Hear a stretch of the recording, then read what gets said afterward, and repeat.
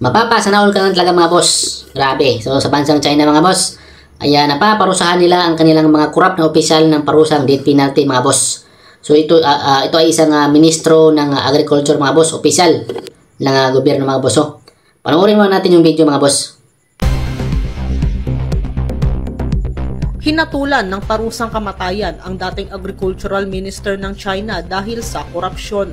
Batay sa desisyon ng People's Court of Changchun sa Northeast Jilin Province, tumanggap ng pera at suhol si Tang Renjian na umaabot ng 268 million yuan o katumbas ng mahigit 2 bilyong piso sa pagitan ng 2007 hanggang 2024. Sabi ng korte, death penalty na may 2 taong reprieve ang hatol kay Tang. Ibig sabihin, ipatutupad lamang ito kung gagawa ulit ng krimen ang nasabing individual sa loob ng 2 taon. Kung paiiralin niya ang kanyang magandang asal, hindi na siya papatawan ng parusang kamatayan at sa halip habang buhay na pagkakakulong na lamang. Sa ulat ng Chinese state media na Xinhua, sinamantala ni Tang ang kanyang posisyon para sa iba pagdating sa business operation, project contracting at iba pa kapalit ang nasabing halaga.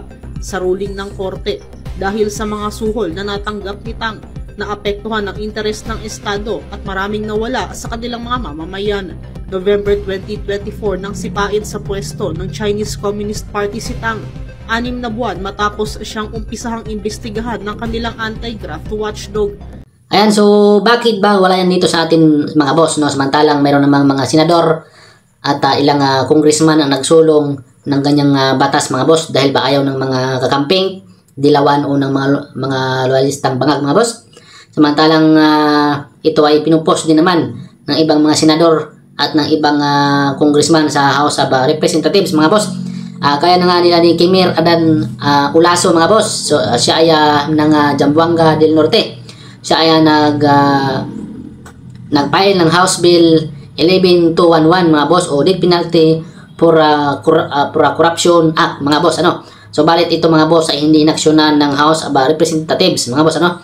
At sa senador naman mga boss ay nag-file din ng ganitong klaseng batas mga boss si Senador Bato de la Rosa mga boss. So balit until now mga boss ay wala pang ruling ang ganitong House Bill mga boss no. So bakit mga boss hindi ito napapatupad dito sa atin itong death penalty mga boss? So sino-sino ba ang mga humaharlang nito mga boss ano? So una-una dito mga boss ay yung mga human rights mga boss. So hadlang ang mga human rights mga boss diyan no sa death penalty mga boss. At ang Catholic Church mga boss, so ayaw din nila yan mga boss ano. At ito nga political will at priorities mga boss. Dahil sa Kongreso at sa Senado ay mayroong 2 sangayan mga boss, ang majority at ang minority.